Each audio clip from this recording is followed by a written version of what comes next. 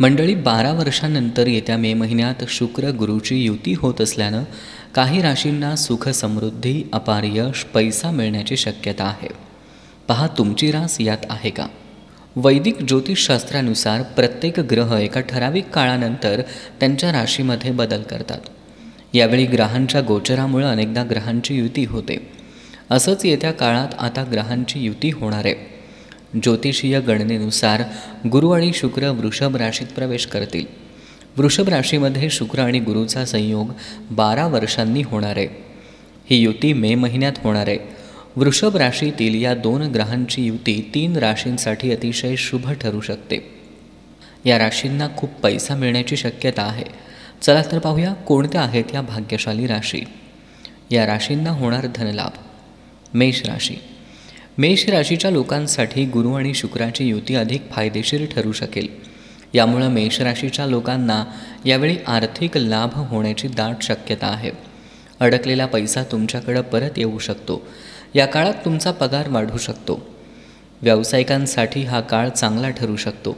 करिअरमध्ये तुम्ही भाग्यवान सिद्ध होऊ शकता. या लोकांना अचानक धनलाभ होण्याची शक्यता आहे. करिअरमध्ये प्रगती होण्याची शक्यता आहे. वृषभ राशी. वृषभ राशीच्या लोकांसाठी गुरु आणि शुक्राची युती लाभदायक ठरू शकते. कौटुंबिक नात्यात गोडवा राहू शकतो.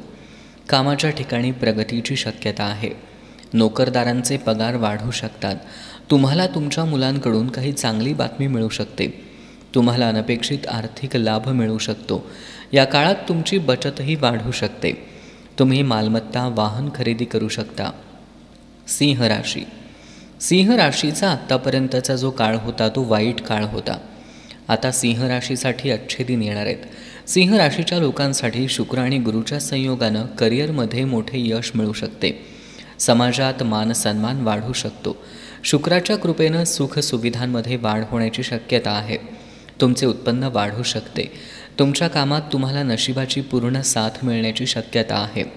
रखडलेली कामं पूर्ण होऊ शकतात. तुम्हाला गुंतवणुकीतून नफा मिळवण्याची शक्यता आहे. या काळात तुम्हाला वडिलोपार्जित संपत्तीचा लाभ मिळू शकतो. आर्थिक स्थिती सुधारू शकते. तर या 3 राशी ज्या आहेत, ज्या राशींमध्ये आधीचा त्यांचा काळ जो आहे तो वाईट काळ होता, पण आता येणारा काळ या राशींसाठी अगदी सुवर्ण काळ असणार आहे. त्यांच्यासाठी हे सुवर्ण युग असणार आहे. सो तुमची रास यात आहे का हे नक्की बघा.